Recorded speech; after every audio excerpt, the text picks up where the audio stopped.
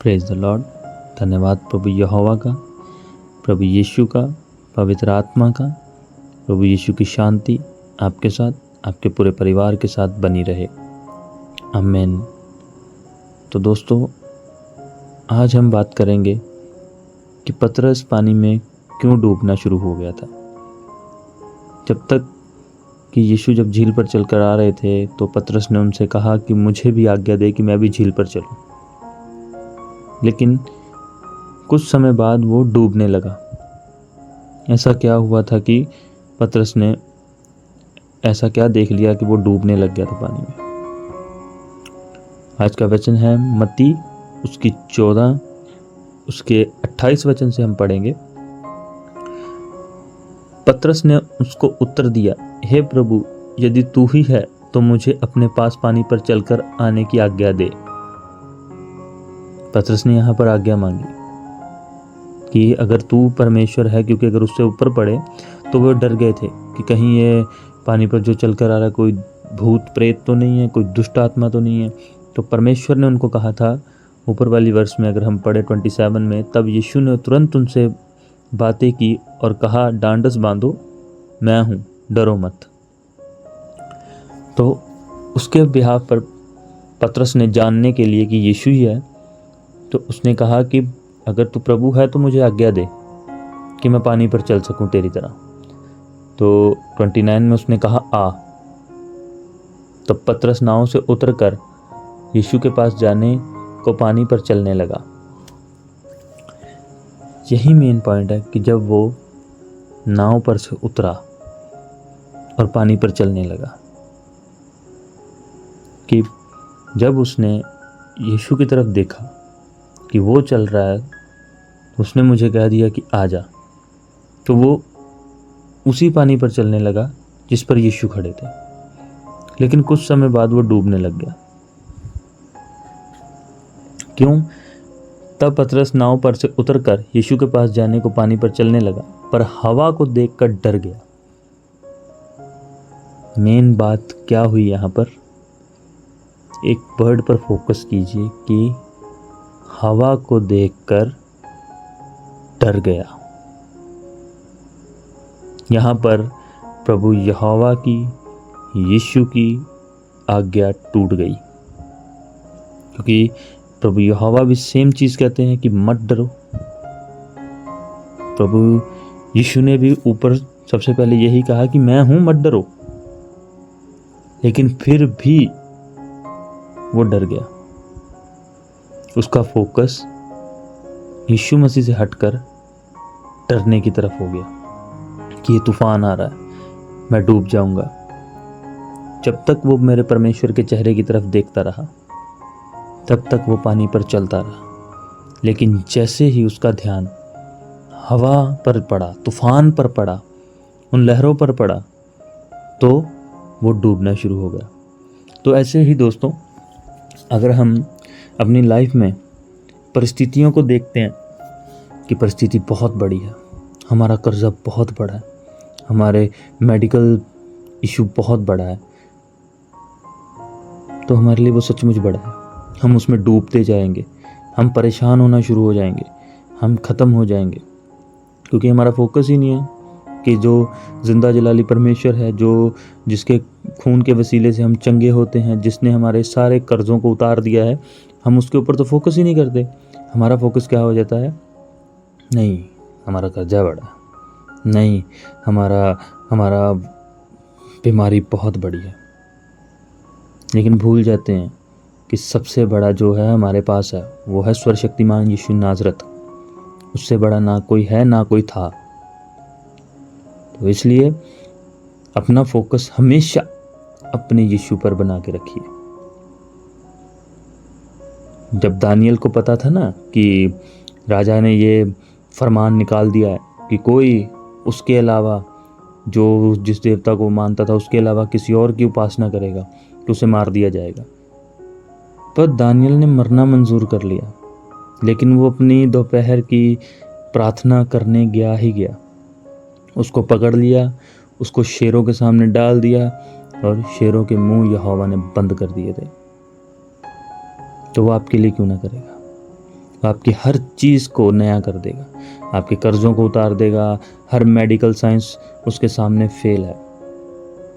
Daniel विश्वास ना करता तो वहाँ शेरों के हाथों मारा जाता, लेकिन उसने विश्वास किया और परमेश्वर यहोवा ने उसको बचाया, क्योंकि उसका फोकस बिल्कुल क्लियर था, उसका लक्ष्य बिल्कुल क्लियर था। उसकी आंखें जिसकी बाढ़ जोती थी उसको पता था कि ये मुझे बचा लेगा।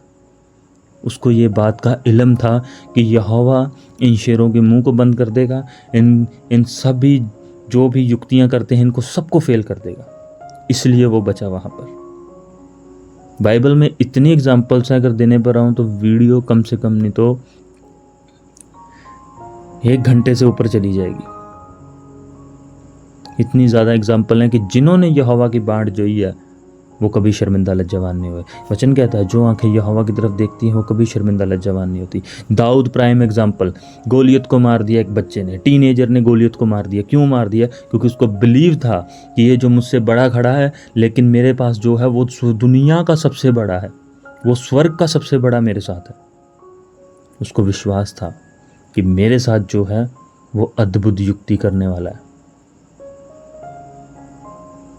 ऐसे ही दोस्तों, जो आपके साथ भी है वो ही खुदा है। वो जो आज से 2000 साल पहले था, उससे भी पहले जो परमेश्वर था वही आज भी है, वही एग्जिस्ट है, वही सेम चीज़ है। उसके बाद कल भी वो थे, आज भी वही है। वो कल भी आपसे प्यार करता था, वो आज भी प्यार करता है। बस आपको देखना है कि आपने उसके ऊपर फोकस करके अपनी आशीषों को लेना है या फिर परिस्थितियों को देखकर उसमें डूब जाना है। वो आपकी इच्छा है। वो आपने देखना है कि क्यों कर ऐसा हुआ कि आपकी लाइफ में इतना ज़्यादा फेलियर आया। वो आपको चेक करना है। कहाँ पर स्पिरिचुअल एरर ऐसा आ गया कि जिसकी वजह से आपकी जॉब नहीं है, आपके ऊपर इतना कर्जा है, वटएवर कोई भी रीज़न है, मेडिकल का इशू है, कुछ भी है, परिवार अच्छा नहीं है, सुखी नहीं है, हस्बैंड वाइफ की नहीं बनती, बच्चों के साथ लड़ाई है। क्या कारण है ऐसा? वो कारण आपको देखना है कि आप कौन सी परिस्थितियों में डूबे जहाँ आपने यीशु मसीह को बिल्कुल ही छोड़ दिया, उसकी तरफ फोकस ही नहीं किया, उस पर विश्वास नहीं किया, बिल्कुल दी एंड कर दिया कि नहीं हम ही जीत लेंगे, हर परिस्थिति को हम जीत लेंगे। नहीं, ऐसा नहीं होता। सिवाय यीशु मसीह के ना तो कोई जीत सका है, ना कोई जीत सकता है बिना यीशु के। यीशु मसीह इकलौते ऐसे हैं जो जयवंत हैं, और उसमें हम जयवंत हैं। और इसलिए मेरे भाइयों, फोकस अपना परमेश्वर पर रखो। आपको कोई भी कमी है, कोई भी घटी है, कोई भी प्रॉब्लम है, प्रेयर करो। प्रार्थना हर चीज़ का सल्यूशन है, क्योंकि वो आपको और यीशु को एक करता है। पवित्र आत्मा आपको, जब प्रार्थना करेंगे, पवित्र आत्मा आपको गाइड करेगा कि क्या करना है क्या नहीं। बाइबल पढ़िए, वचन को क्लेम कीजिए अपनी लाइफ में, क्योंकि वचन यीशु ही है। जब आप वचन बोलोगे वो आपकी लाइफ में काम करेगा, वो आपकी लाइफ में अद्भुत रीति से काम करेगा।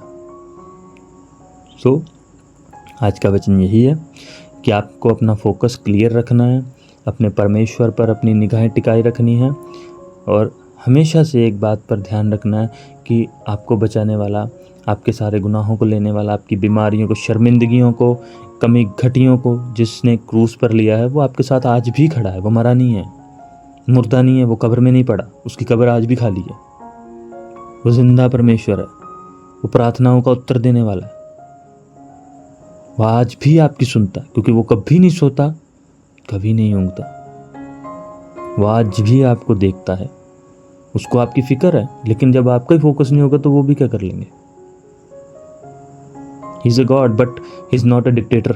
वो तानाशाह नहीं है कि अपनी मर्जी से कहेगा ना मेरे को मानो, ना, वैसा नहीं है। He is a God, lovable God, प्यारा है वो। उसके 9 फल देखोगे, सबसे बड़े पर जो फल है ना, वो सारे के सारे यीशु में ही आपको मिलेंगे। तो यानी कि वो खुद वैसा, इसलिए वो डिमांड करता है भाई मेरे जैसे बनो, क्योंकि मैं पवित्र हूं। सो फोकस अपना क्लियर करो, अपना विज़न क्लियर करो कि आपको आपके भेजने वाले पर यकीन है कि वो आपको हर परिस्थिति से, हर उस बीमारी से, हर उस विरोध से निकाल लेगा।